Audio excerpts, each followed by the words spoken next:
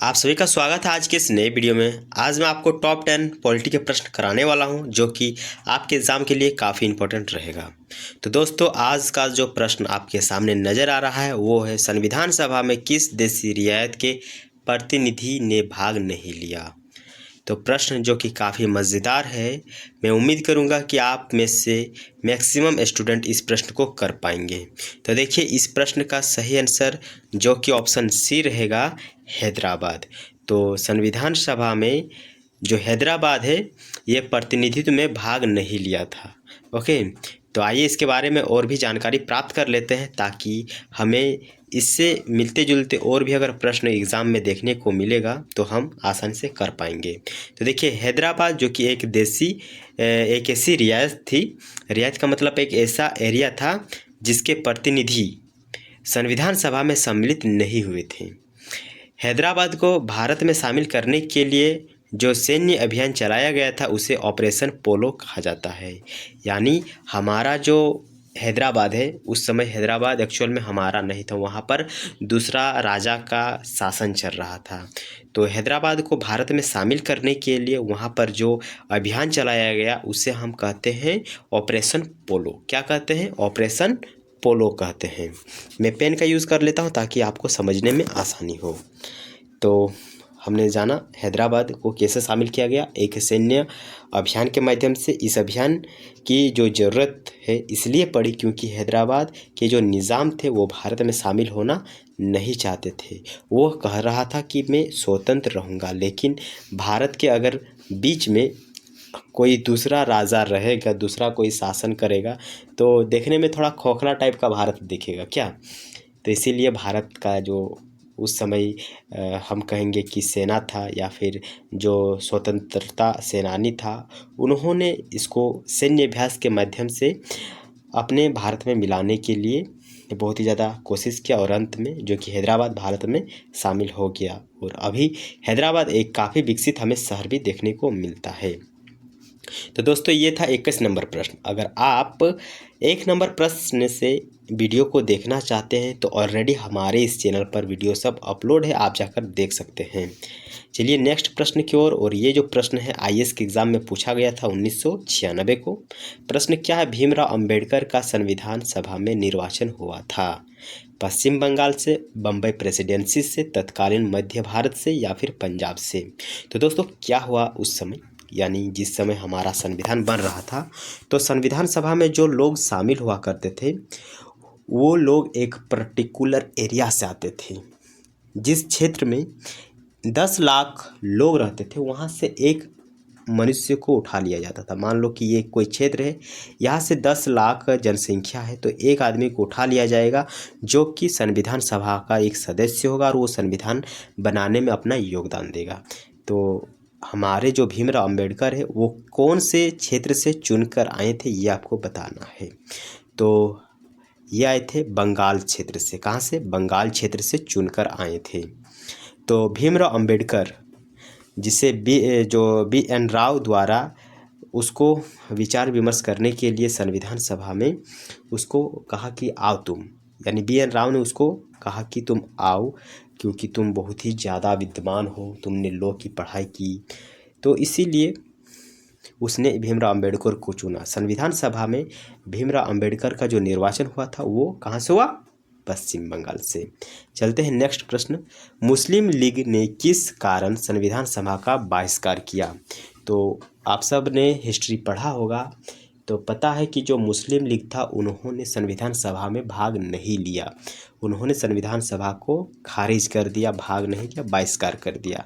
तो कारण आपको बताना है कि वो कौन सा कारण था जिस कारण मुस्लिम लीग ने संविधान सभा से अपना जो डिस्टेंस है वो बना लिया। तो इसका मुख्य कारण है मुस्लिम लीग मुसलमानों के लिए एक अलग संविधान बनाना चाहता था, जिस कारण से उन्होंने संविधान सभा में भाग नहीं लिया। ओके, यहाँ पर कुछ इसका व्याख्या है, आप देख लीजिएगा। अगला प्रश्न है, संविधान सभा का चुनाव निम्न में से किस आधार पर हुआ?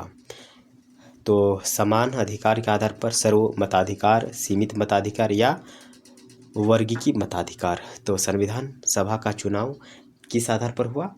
तो वर्गीय मताधिकार के आधार पर। ओके, नेक्स्ट प्रश्न, संविधान सभा के सदस्य प्रतिनिधि थे, किसके प्रतिनिधित्व? जनता द्वारा प्रत्यक्ष रूप से निर्वाचित होते थे, जनता द्वारा अप्रत्यक्ष रूप से निर्वाचित होते थे, या गवर्नर जनरल द्वारा मनोनीत होते थे, कांग्रेस और जो मुस्लिम लीग है उनके द्वारा नामित होते थे।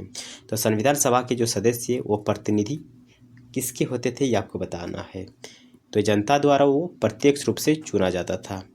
यहाँ पर बहुत ही विस्तार से मैं आपको समझाने का प्रयास किया हूँ, थोड़ा सा ध्यान से पढ़िए। नीचे लिखा हुआ क्या कि भारतीय संविधान सभा में प्राय सभी जो संप्रदाय है उनका प्रतिनिधित्व हमें देखने को मिलता है। इसमें हमें हिंदू, मुस्लिम, सिख, SC ST सब का हमें सहयोग देखने को मिलता है। महिलाओं के जो प्रतिनिधित्व के रूप में BN लक्ष्मी, दुर्गाबाई, सरोजनी नायडू तथा बेगम रसूल आई थी, संविधान सभा में भाग ली थी। उन्होंने आकर संविधान को लिखा जो कि महिलाओं का प्रतिनिधित्व करता था। ओके, इस प्रकार जो ऑस्टिन के शब्द में भारतीय संविधान की एक लघु झांकी प्रस्तुत की गई है। तो इस प्रकार एक जो ऑस्टिन के शब्द में एक लघु संविधान की झांकी प्रस्तुत की गई है। यह सही है कि संविधान सभा का निर्वाचन अप्रत्यक्ष रूप से हुआ है और इस आधार पर भारतीय जनता के प्रति हमें उत्तरदायी नहीं था।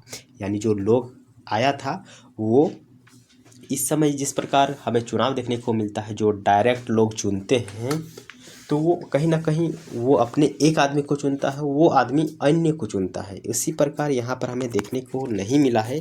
यहाँ पर क्या किया जाता था, अगर कोई क्षेत्र है यहाँ पर 10 लाख की जनसंख्या है तो यहाँ से एक फेमस आदमी को उठा लिया जाता था जो कि ज़्यादा अनुभवी रहता था।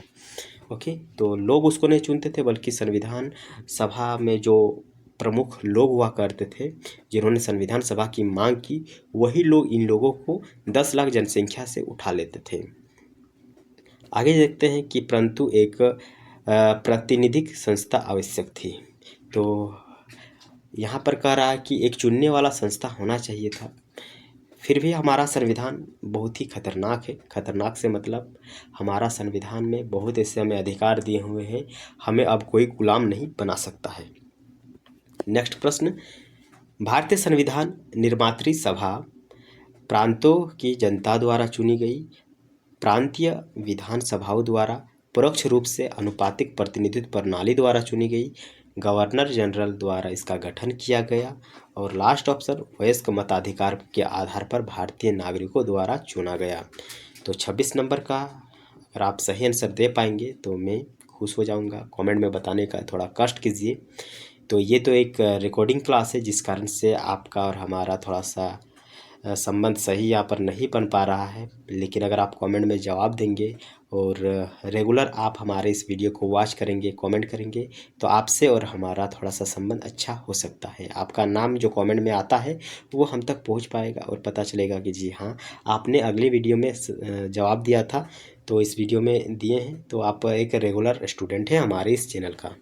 ओके, तो दोस्तों इसका सही आंसर जो कि ऑप्शन बी रहने वाला है। जो भारतीय संविधान निर्मात्री सभा है वो प्रांतीय विधानसभाओं द्वारा परोक्ष रूप से अनुपातिक प्रतिनिधित्व प्रणाली द्वारा चुना जाता था, जो कि 10 लाख जनसंख्या पर एक चुन के आता था। ओके, यहाँ पर अनुपात का मतलब क्या हुआ? अनुपात का मतलब हुआ कि एक आदमी 1 लाख जनसंख्या से चुन के आता था। एक आदमी 1 लाख जनसंख्या से चुन के आता था। इस प्रकार इसको अनुपात में हम कह सकते हैं। ओके, समझने के लिए हम आपको बहुत ही ऐसे प्रकार से समझाने का प्रयास करेंगे जिससे आपका याद मैक्सिमम समय तक रह पाए। अगला प्रश्न है, भारतीय संविधान को किसने बनाया? संविधान सभा ने, ब्रिटिश संसद ने, भारतीय संसद ने, या फिर गवर्नर जनरल ने? तो मैं आपसे उम्मीद करता हूँ कि आप ऑप्शन सी को तो कभी टच नहीं करेंगे क्योंकि ये बहुत ही गलत है। आपका आंसर अब 3 ही ऑप्शनों पर छिपा हुआ है, आप जवाब देने का कष्ट करें। तो भारतीय संविधान को किसने बनाया? ऑप्शन बी या ऑप्शन ए? जल्दी बताइए। तो ऑप्शन ए इसका जो कि सही रहेगा। कौन है? संविधान सभा ने इसको बनाया था। अच्छा, संविधान सभा में टोटल सदस्यों की संख्या कितनी थी वो आपको बताना है क्योंकि कल के वीडियो में हम इसको किए थे। अगर आप वीडियो को नहीं देखें तो ज़रूर जाकर एक बार देखिए, बहुत ही मज़ा आने वाला है। तो दोस्तों, संविधान सभा में टोटल सदस्यों की संख्या अगर आप हमें कह पाएंगे तो मैं खुश हो जाऊंगा। ओके, यहाँ पर आप देख पाएंगे कि भारत का संविधान भारत का सर्वोच्च विधान है, जो संविधान सभा द्वारा 26 नवंबर 1949 को पारित हुआ तथा 26 जनवरी 1950 में यह प्रभावी हुआ। यह दिन यानी 26 नवंबर भारत के संविधान दिवस के रूप में घोषित किया गया है, जबकि 26 जनवरी का दिन भारत के गणतंत्र दिवस के रूप में हम मनाते हैं। भारत का जो संविधान है विश्व के किसी भी जो गणतांत्रिक देश है उसमें से सबसे लंबा हमें लिखित संविधान देखने को मिलता है भारत में। ओके, नेक्स्ट प्रश्न कर चलते हैं। भारत का जो संविधान है वहाँ पर संविधान सभा के लिए चुनाव का स्टार्टिंग कब हुआ था, किस वर्ष स्टार्ट हुआ था संविधान सभा के लिए सदस्यों को चुनना, ये आपको बताना है। तो दोस्तों आपका सही आंसर ऑप्शन बी रहेगा, 1946 में इसको स्टार्ट किया गया था। चुनाव कब से संपन्न हुआ ये आपको बताना था, तो ऑप्शन ए नहीं, ऑप्शन बी इसका जो कि सही है। ओके, तो कैबिनेट मिशन जब आया उसके बाद संविधान का निर्माण स्टार्ट होने वाला था और संविधान सभा का गठन हमें देखने को मिला 1946 को। अगला प्रश्न, भारतीय संविधान सभा की स्थापना कब हुई। तो अभी हमने पीछे जो किया जिसमें हमने जाना कि 1946 था, तो 1946 आपका सही आंसर रहेगा। इन दो ऑप्शन को पहले आप काटिए तब आप सही आंसर तक पहुंच पाएंगे। तो इसका सही आंसर जो कि ऑप्शन बी रहेगा, 9 दिसंबर 1946 को। और उस समय जो अध्यक्ष बनाया गया था ये आपको बताना है कि एक दिन के लिए किसको बनाया गया था अध्यक्ष, डॉक्टर सचिदानंद सिन्हा। ओके, पता ही होगा आपको, यहाँ पर अगर कहीं है तो देख लेते हैं, जो कि यहाँ पर हम टाइप नहीं किए हैं। तो भारतीय संविधान की स्थापना 9 दिसंबर 1946 को उसके प्रथम बैठक के आरंभ होने के साथ हुई। तो 20 नवंबर 1946 को वायसराय ने निर्वाचित प्रतिनिधि को आमंत्रित किया कि वे 9 दिसंबर 1946 को संविधान सभा की पहली बैठक में उपस्थित हो, और इसी दिन से हमारा संविधान सभा की स्थापना हो गई। ओके, और आज का लास्ट प्रश्न, संविधान सभा का प्रथम अधिवेशन कहाँ हुआ था। तो जो वायसराय ने बुलाया था लोगों को कि आइए आपका प्रथम बैठक होने वाला है, तो वो स्थान कौन सा था। अगर आप इसका सही आंसर दे पाएंगे तो मैं भी थोड़ा सा उम्मीद करूँगा और खुश हो जाऊँगा कि आप अच्छा से पढ़ रहे हैं। तो लाहौर या फिर दिल्ली, बताइए क्या होने वाला है। तो दिल्ली उस समय फेमस जगह हुआ करता था। तो संविधान सभा की प्रथम अधिवेशन 9 दिसंबर 1946 को संसद भवन में स्टार्ट हुआ था। तो उस समय संसद भवन दिल्ली में था, जिस कारण से वहीं पर उसको बुलाया गया सभी लोगों को, और जो डॉक्टर सचिदानंद सिन्हा है उनको अस्थायी अध्यक्ष चुना गया। और फिर 11 दिसंबर को यानी 2 दिन के बाद उनको हटा दिया गया और हमारे संविधान सभा के जो अध्यक्ष है बना दिया गया किसको, डॉक्टर राजेंद्र प्रसाद को, और उसकी अध्यक्षता में संविधान निर्माण बनना स्टार्ट हो गया। ओके, तो दोस्तों ये था हमारे आज के कुछ टॉप 10 पॉलिटी के प्रश्न। मैं उम्मीद करता हूँ कि आप टॉप 10 प्रश्नों में से मैक्सिमम प्रश्नों को कर पाए होंगे। अब आप बताइए कि आप कितने प्रश्न को कर पाए हैं। ओके, और अगर वीडियो अच्छा लगा है दोस्तों तो ज़रूर हमें कमेंट करके बताने का कष्ट कीजिएगा। वीडियो को एक लाइक कर दीजिएगा, क्योंकि लाइक करने का कोई पैसा नहीं लगता है। सब्सक्राइब अगर आप कर लेते हैं तो आने वाले वीडियो के नोटिफिकेशन आज तक मिल जाएगा, आप हमें बार बार सर्च करके नहीं देखेंगे। ओके, तो इसी के साथ इस वीडियो को हम करते हैं समाप्त।